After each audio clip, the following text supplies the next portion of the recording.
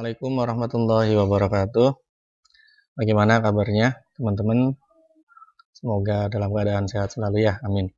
Baik, pada kesempatan sekarang kita akan membahas tentang salah satu konsep lanjutan dari KGL induksi, yaitu penerapan konsep KGL induksi pada teknologi, khususnya pada generator.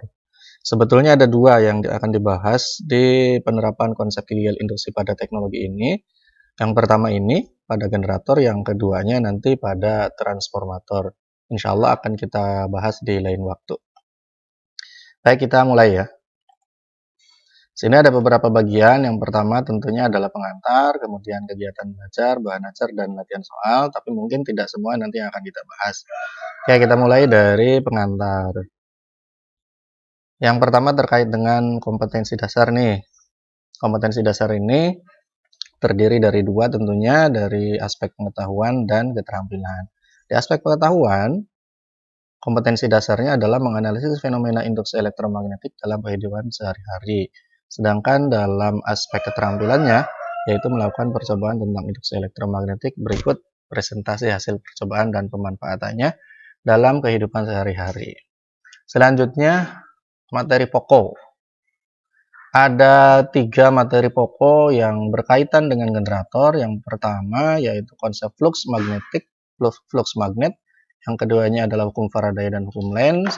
Dan yang ketiganya tentunya adalah generator. Nah, nanti mekanismenya seperti ini nih yang akan kita lalui. Yang pertama, flux magnet dan hukum Faraday ini sebetulnya konsep prasyarat gitu.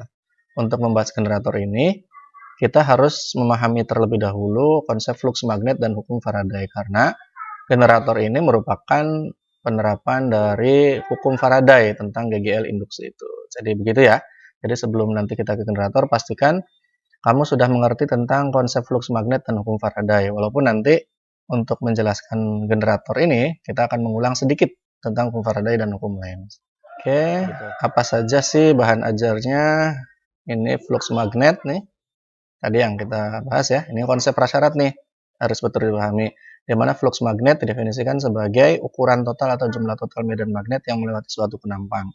Ini penampangnya kita sebut sebagai A, garis-garis ini adalah garis-garis gaya magnet, atau menunjukkan kuat medan magnet yang menembus luasan ini. Secara matematika dituliskan V sama dengan B kali A kali cos theta, di mana theta-nya adalah sudut yang dibentuk oleh B dan A. Nah, kemudian konsep yang kedua adalah hukum Faraday dan hukum Lenz. Baik, untuk memahami, untuk mengulang kembali tentang hukum Faraday dan hukum Lenz ini, mari kita lakukan sebuah praktikum sederhana ya, berbasis virtual. Ya. Baik, kita lanjutkan ya. Ini sudah terbuka nih aplikasinya, ini Virtual Labs yang dapat diunduh secara gratis dari PET. Ini sudah terunduh, ini versi offline-nya. Yang pertama yang akan kita amati adalah fenomena munculnya GGL induksi pada kumparan ini. Jadi kita akan mengulang hukum Faraday. Oke, ini kita set maksimum dulu semua ya. Beberapa parameter ini. Yang pertama parameter kekuatan magnet batang, jumlah lilitan, dan area lilitan. Ini parameternya yang ini kita set maksimum semua. Nah, kita akan memulai membuka keran ini. Nah, keadaannya seperti ini nih. Ada magnet batang dalam keadaan diam, kemudian ada kumparan. Kumparan ini nanti terhubung dengan lampu. Lampu ini dapat menyala ketika ada arus listrik yang mengalir dalam kumparan ini. Jadi ya. Nanti indikasi adanya arus listrik yang mengalir dalam kumparan ini adalah nyalanya lampu ini. Dan tingkat kecerahan lampu ini juga menunjukkan kekuatan arus yang mengalir. Ketika lampunya semakin cerah, semakin terang, maka itu artinya bahwa arus yang mengalir dalam kumparan ini juga semakin besar atau semakin kuat. Oke, kita akan mulai. Ketika magnetnya dalam keadaan diam, listrik belum mengalir, lampunya mati. Ini sebenarnya indikasinya. Sekarang kita akan mulai membuka keran. Nah, keran mengeluarkan air. Air yang keluar dari keran ini akan memutarkan magnet ini. Magnetnya berputar-putar, ternyata lampu sekarang nyala. Jadi sudah kita katakan bahwa nyalanya lampu ini adalah akibat adanya arus listrik. Nah, ini ada pergerakan yang bolak-balik ini adalah pergerakan elektron. Seperti yang kita tahu bahwa arus listrik adalah aliran elektron. Elektronnya mengalir, itu artinya ada arus, sehingga lampunya menyala. Ya, kita perjelas dengan menampilkan medan di sekitar magnet ini. Teramati bahwa medan magnet akibat magnet batang ini berubah. Yang berubahnya bukan nilainya, tetapi yang berubahnya adalah arahnya. Jadi diperhatikan ini yang kecil-kecil ini yang menembus kumparan ini, dia arah medan magnetnya berubah-ubah. Nah, akibat perubahan medan magnet yang menembus kumparan ini menghasilkan arus induksi. Nah, begitu ya.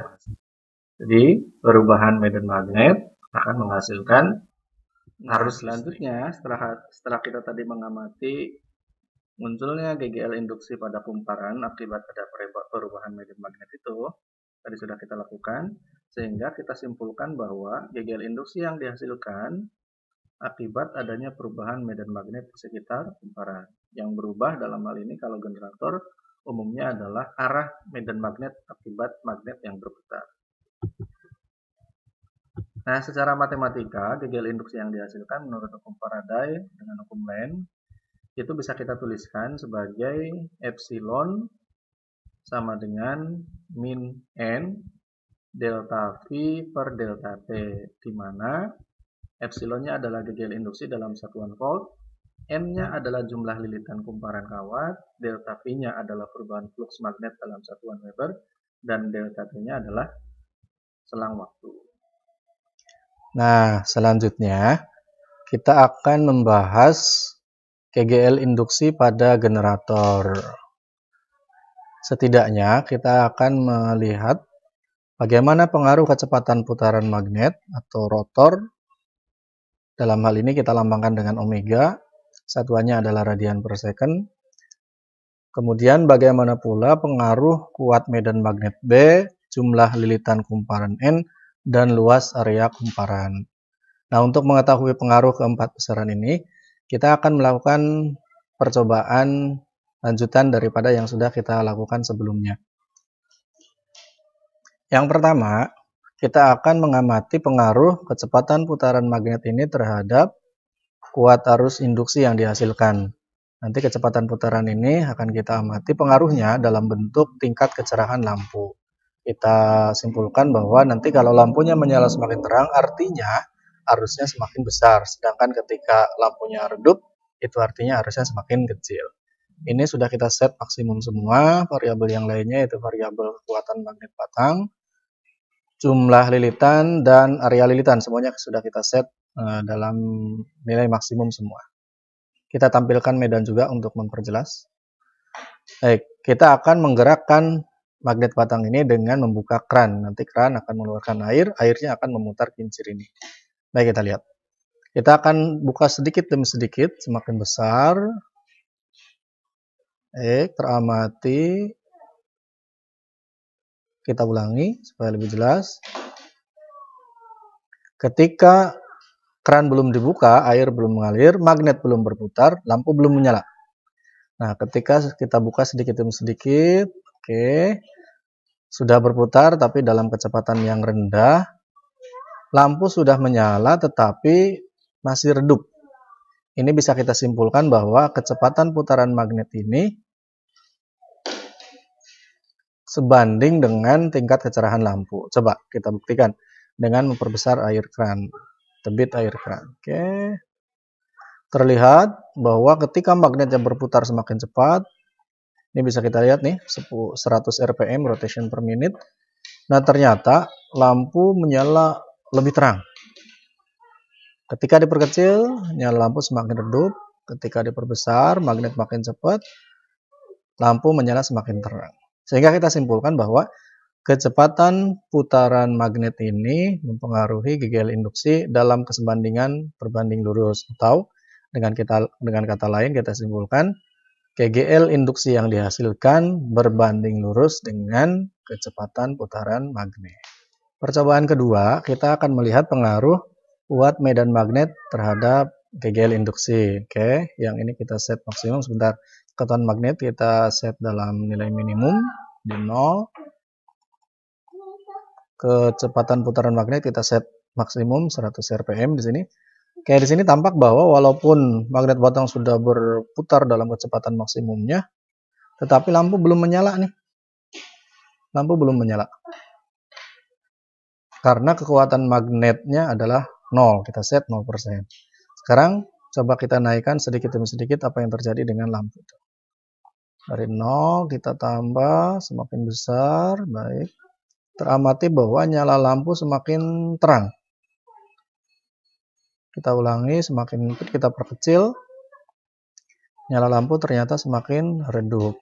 Kita perbesar, nyala lampu semakin terang, kita perkecil, nyala lampu semakin redup.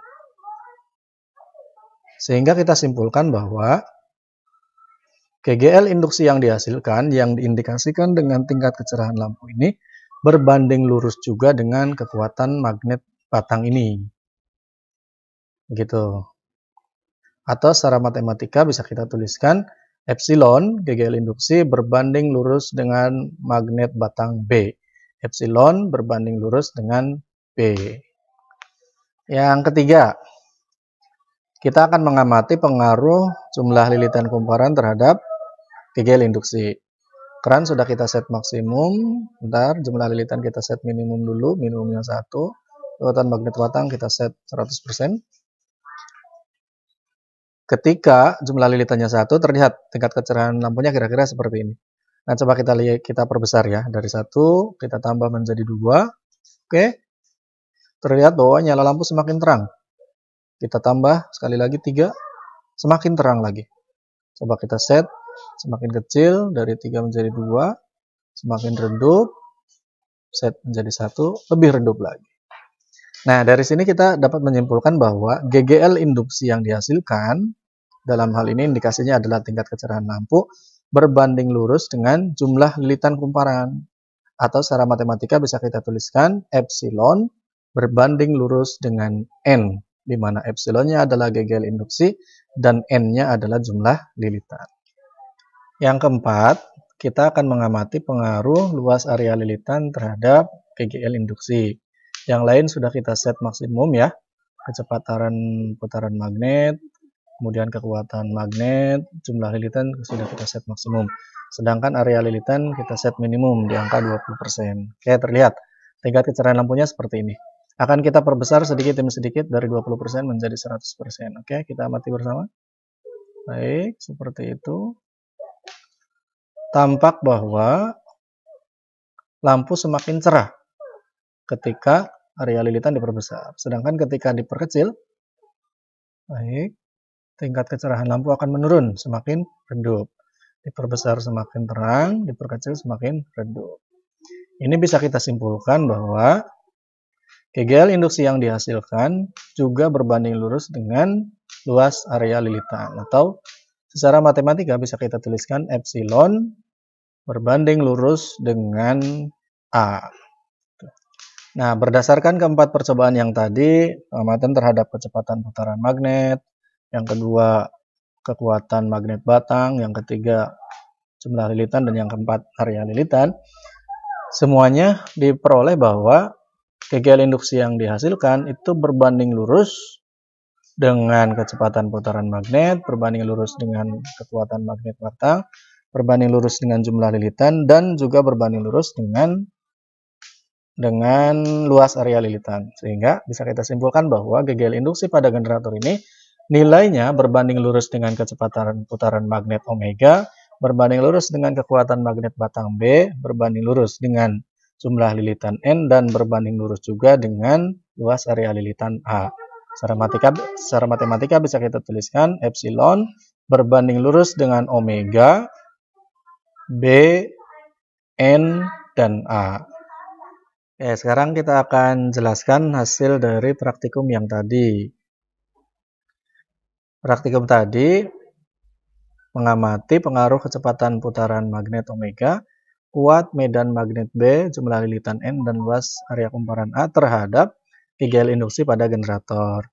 Tadi sudah kita simpulkan bahwa berdasarkan hasil pengamatan GGL induksi epsilon yang dihasilkan berbanding lurus dengan kecepatan putaran omega, kuat medan magnet B, jumlah lilitan N, dan luas area kumparan A. Ini tadi ya berdasarkan hasil pengamatannya. Atau secara matematika bisa kita tuliskan epsilon sebanding dengan omega, B, N, dan A. Nah, secara matematika, berdasarkan hukum Faraday dan hukum Lenz, kita awali dari persamaan awalnya. Epsilon sama dengan min N delta V per delta T, di mana N adalah jumlah lilitan, delta V adalah perubahan flux magnet, dan delta T adalah selang waktu. Nah, ketika delta T-nya mendekati 0, maka persamaan epsilon sama dengan min N delta V per delta T bisa kita tuliskan menjadi epsilon sama dengan min N dV dt, yang artinya bahwa dV dt merupakan turunan pertama dari fungsi flux magnet terhadap waktu.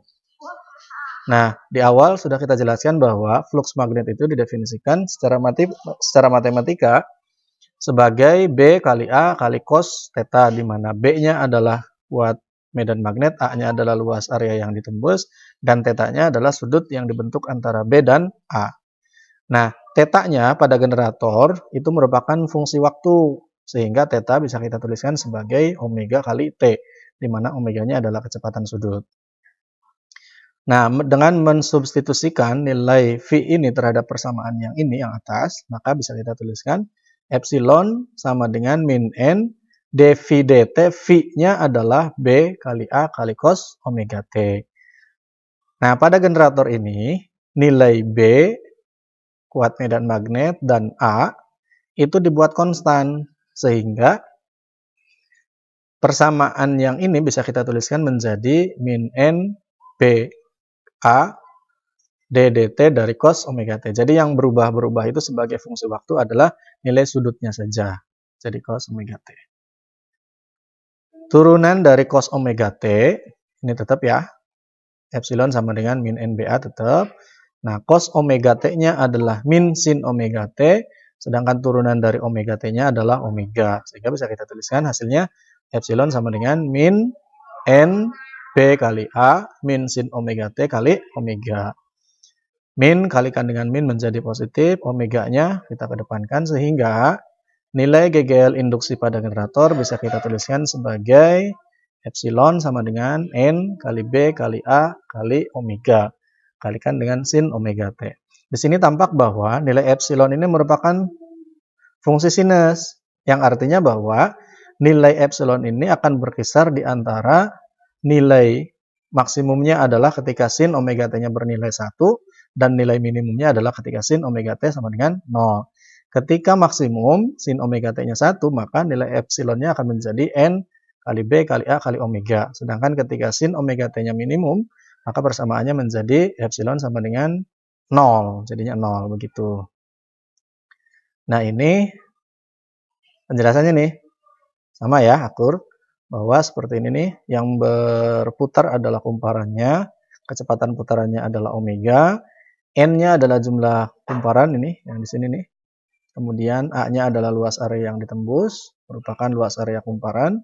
Kemudian B-nya adalah kuat medan magnet, ini ya, kuat medan magnet batang ini.